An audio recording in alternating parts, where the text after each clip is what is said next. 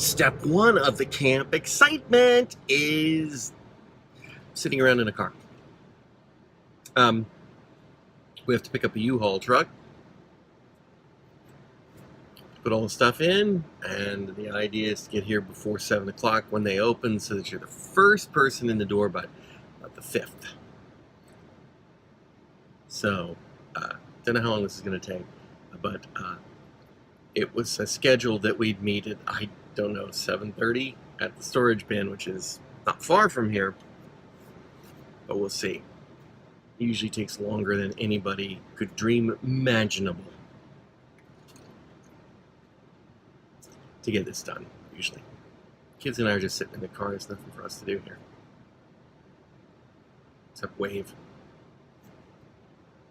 You're blocking my wave. Oi!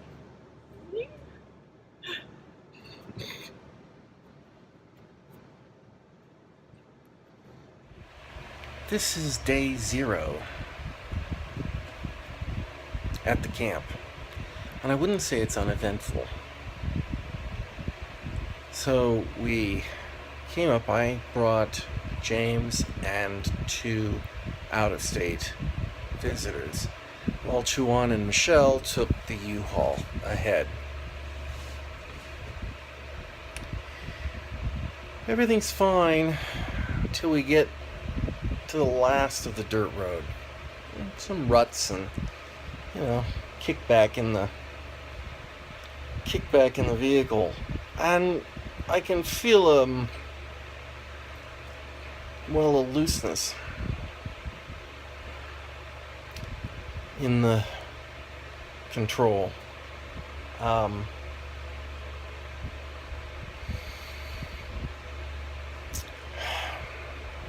But got us to camp. I just was taking it really easy so that it wasn't smacking the steering back and forth. When I pulled into the camp and then to reverse into a parking spot, once I shifted the car into reverse, I think that's coincidental, but once I shifted the car into reverse, it was like the power steering had gone out. It was dead weight, and I could barely turn the car 90 degrees to get it in the parking spot. And when you get out, there's a nice trail of some car bodily fluid nicely arcing along the exact path that we just backed in. So I busted a fluid something. I don't know what we're going to do about that. We don't need the car right at the moment. So we've got, tomorrow's Sunday. Prescott's a podunk. There's nobody open. So we're going to have to figure out how to get the car down the mountain tomorrow. Or Monday, sorry. It's got me a bit down. Sorry. That's dragging on me. So I'm kind of in very, very low motivation, and it's a bit warm. It's about 90, or it was. I got a fan on right now. That helps. I just had dinner. Well, that's it for now. We're up by the lake today. Heck, let's call it what it is. We're up by the pond today. Hot. This is going to be the hottest day of the week. This is the day the campers arrive. Should be cooling down. It's sleep under the stars night. I'm not. And about 3 o'clock, something fell over out on the porch in front of my cabin. Woke me up. Something was out there.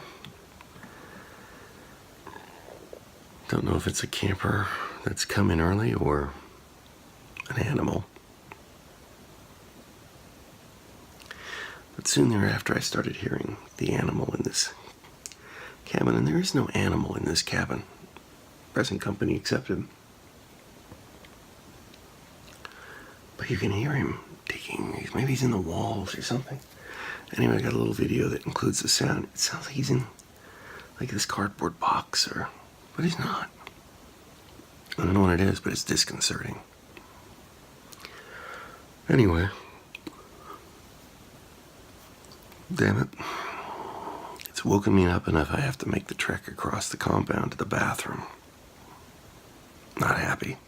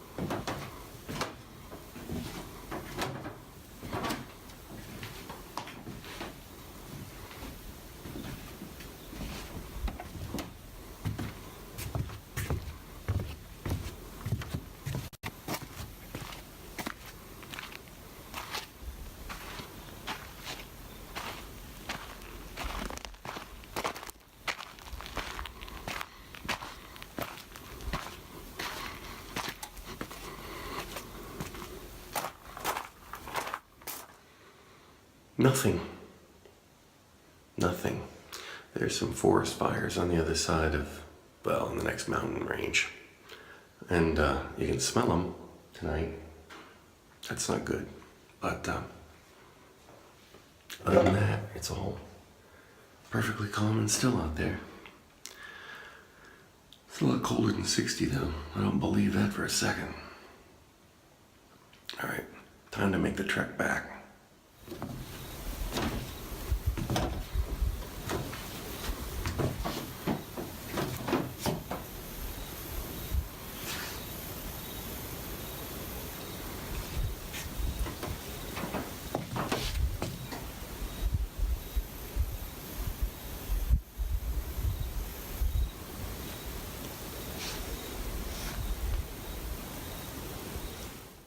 "1:45 in the morning.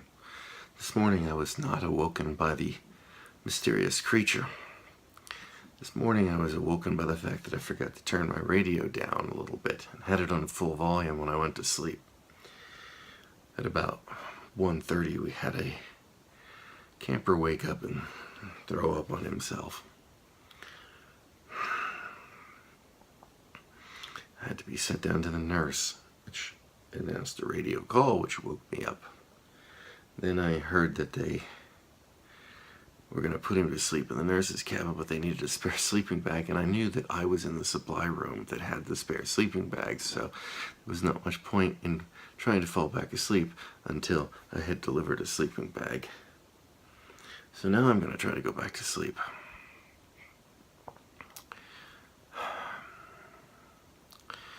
Hope the game camera caught the little critter, and this mystery will be solved, and that it hasn't scared him off for the night. Well, it's Friday, and it's a beautiful morning. It's, 5:30 something. Sun is coming up over the hills there in the distance, and there's not a lot of smoke in the air this morning, which is good. The fires are that way. That glow is not the fire. Kind of on the southeast side of Prescott, and we're on the northeast side of Prescott. I had to go into town yesterday, and it was I saw the fire, and it's a scary thing. It's nowhere near here, and like I say, we're not really. One day we were actually having ash fall. The winds were high enough that we were getting like little bits of snow. that were coming down. This is the last full day at camp, and I don't think I've ever showed you what I have to do to get any kind of cellular signal whatsoever. But this is the hill which you have to climb up, and to get signal from Prescott, which is over that way. And the part I really don't like about this is there's this guy's house right over there. It doesn't appear to be here this week. It's, you know, it's a summer cottage kind of thing, and you can sometimes get signal a little further down the hill, but if you can get up here, it's a bit better. So, but I'm going to show you what the hill looks like. Yeah, last day.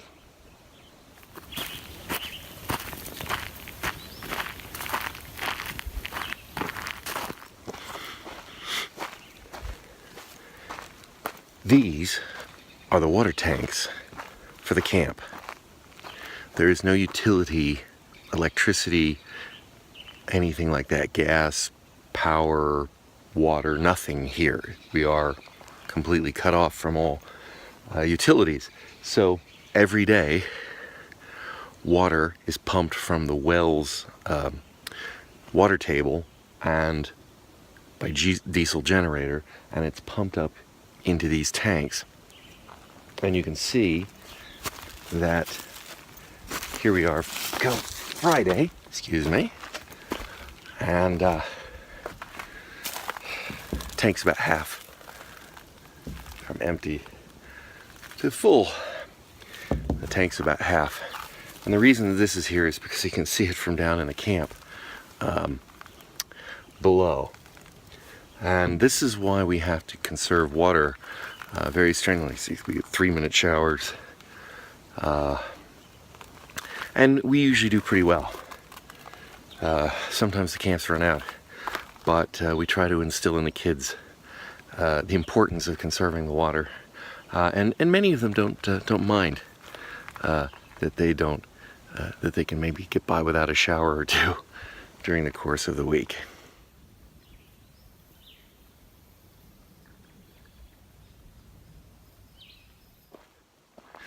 Oh, and it's about 58 degrees this morning, which is a fair difference than I imagine the temperature in Phoenix or Tucson this morning. And there are the tanks up there. And I think if you look closely at the tank right in the middle, you might be able to see the water line indicator hanging there next to the white pipe. Okay, I've come up to the turkey tank and checking out my game camera there, and I'm going to see if we've got any pictures of wildlife.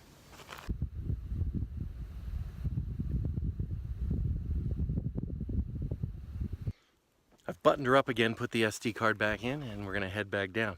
We got some deer, we got rabbits, and we actually got squirrels playing in the water trough. So they're taking a bath in the other animals' drinking water. That's squirrels for you. Since this morning, this gambon has been built. All of these rocks filling that cage had to be brought up from the camp down below. They built a brand new path.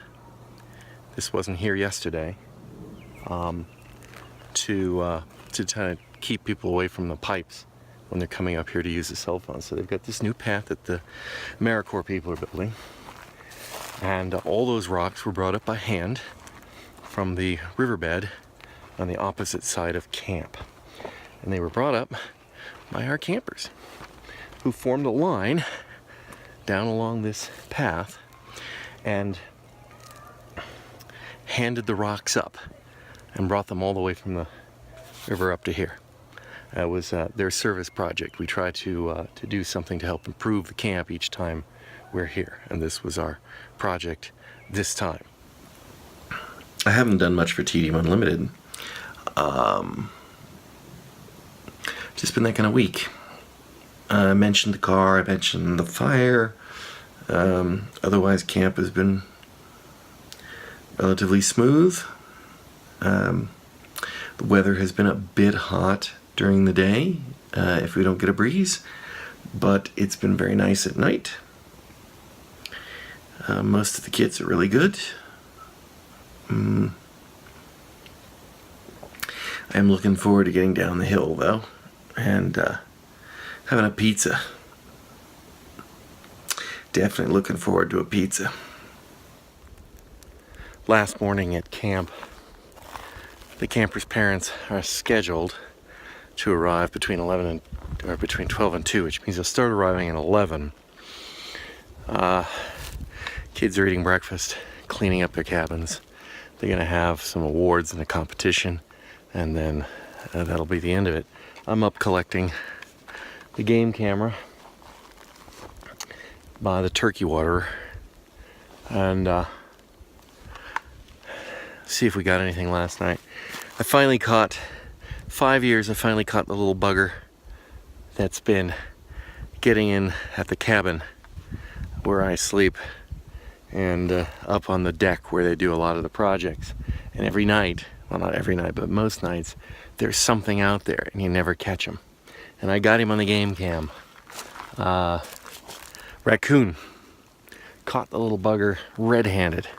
We had a lot of stuff out, nothing with food in it, but we had a lot of boxes out, and they're notoriously curious about things, so it lured him out, and we got him.